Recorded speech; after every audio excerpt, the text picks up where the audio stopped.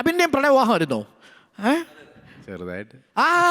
ചെറുതായിട്ട് പ്രണയം എന്ന് പറഞ്ഞു കഴിഞ്ഞാൽ എനിക്ക് മനസ്സിലാവുന്നില്ല. ചില ആൾക്കാർ നമ്മൾ ചോദിക്കും പ്രണയവിവാഹമാണോന്ന് ചോദിച്ചാൽ ചെറുതായിട്ട് ഈ ചെറുതായ പ്രണയം എന്താ?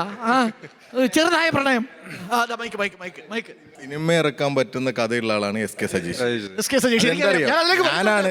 ഞാനാണ് മതില് ചാടിച്ചത് മതില് ചാടിച്ചത് ഇയാള് ജാഥയിലാ, സ്റ്റേറ്റ് ജാഥയില്.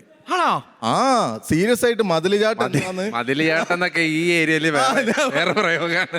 ഞങ്ങളൊരു ജാഥയായിരുന്നു. കാസർഗോഡ് മുതൽ തിരുവനന്തപുരം വരെ ജാഥയാണ്. 34 ദിവസം നടക്കണം. അങ്ങനെ കാസർഗോഡ് നമ്മൾ നടത്താരംഭിച്ച് പയ്യന്നൂരെത്തി.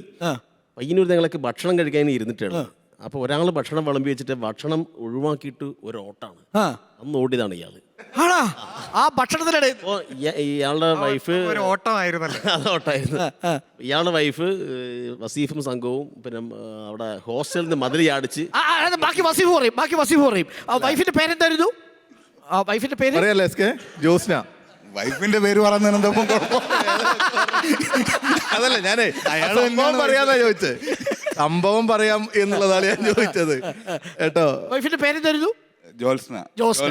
അപ്പൊ ജോസ്ന ഹോസ്റ്റലിൽ താമസിക്കുന്നു. ഹോസ്റ്റലില് കോഴിക്കോട് മെഡിക്കൽ കോളേജിലെ നഴ്സിംഗ് ഹോസ്റ്റലിൽ താമസിക്കുന്ന നമ്മളാണെങ്കിൽ അവിടെ സംഘടനാ പ്രവർത്തനത്തിലുണ്ടായിരുന്നോ ജോസ്ന? ഉണ്ട്. ബേബി മെമ്മോറിയലിലെ അതാ പറയരുതെന്ന് പറയുന്നത്. ഞാൻ പറയുന്നതായിരിക്കും നന്നാവ്. അതല്ല, കുറച്ച് രഹസ്യങ്ങൾ അറിയാനുണ്ട്. ഒന്ന് കേൾക്കട്ടെ. സ്വാഭാവികമായും ചില എതിർപ്പുകൾ ഉണ്ടാവാൻ സാധ്യത ഉണ്ടായിരുന്നു. അതുകൊണ്ട് അവരത് ഒഴിവാക്കാൻ വേണ്ടി ഞങ്ങൾ വിവാഹം കഴിക്കുന്നത് വേണ്ട എന്ന് കരുതിയിട്ട് അവർ എന്താണ് ചാടിച്ചോണ്ട് പോയിക്കോ. അല്ല അവര് അത് തടയാൻ വേണ്ടിയുള്ള ഞാൻ നാട്ടിലില്ലല്ലോ, ഞാൻ അറിയാം. ആ സമയത്ത് അവർ മറ്റൊരു സ്ഥലത്തേക്ക് മാറ്റാൻ വേണ്ടിയുള്ള തീരുമാനം. വളരെ പറയുന്ന വസീഫ് പറയുമ്പോൾ എന്നിട്ട് എങ്ങനെ ചാടിച്ചെന്ന് പറയൂ. അല്ല, ഞങ്ങള് നഴ്സിംഗ് കോളേജിന്റെ പുറകിലേക്ക് അപ്പം നാട്ടിലേക്ക് പോകുന്ന സമയത്ത് എസ്.കെയുടെ ഫോൺ വരുന്നുണ്ട്. അപ്പൊ നിഖിലും ഞാനും കമ്മ്യൂണിക്കേറ്റ് ചെയ്തു. അപ്പൊ എൻ്റെ ഒരു കാറുണ്ട്.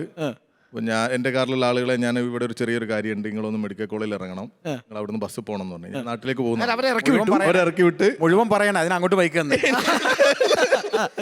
അപ്പൊ നഴ്സിംഗ് ഞങ്ങള് അന്ന് ഞാൻ യൂണിവേഴ്സിറ്റിയുടെ ഞങ്ങള് ഒക്കെ യൂണിവേഴ്സിറ്റിയുടെ പരവായിലായിരുന്നു. അവിടെയൊക്കെ കലോത്സവം നടത്തി. അതിന്റെ എല്ലാ ഈ റൂട്ടും നമുക്കറിയാം. അവിടുത്തെ ഈ ഉള്ളോട്ടുള്ള വഴി, കാരണം ലൈറ്റ് വെക്കുന്നത് കലോത്സവ സമയത്തൊക്കെ സംഘർഷങ്ങൾ. ആ സമയം കലോത്സവ സമയമായിരുന്നു അല്ലല്ല, കഴിഞ്ഞ സമയം. അപ്പൊ ഇവര് വളരെ നല്ല സ്ട്രോങ് ആയിട്ട് കേട്ടോ. അതാണ് ജോസ്ന വളരെ സ്ട്രോങ് ആയിട്ട് വന്നു. നഴ്സിംഗ് കോളേജിന്റെ പുറകിലോട്ട് വന്നു. മതിൽ ചാടിയാണോ വന്നത്? ആദ്യം ബാഗിങ് വന്നു. ബാഗ് വന്നപ്പോ എങ്ങനെ ഇങ്ങോട്ട് കൊണ്ടുവരും ആലോചിച്ചാണ് ഞങ്ങൾ ടെൻഷൻ അടിക്കുന്നത്. കാരണം ഇപ്പോൾ എത്തിക്കണല്ലോ. ഒരു ടെൻഷനും വേണ്ടി വന്നില്ല. ജോസിനെ കാലെടുത്ത് വെച്ച് ഒരൊറ്റ ചാട്ടം അതില്. അല്ല, ഇനി ഒരു കാര്യം പറയണം.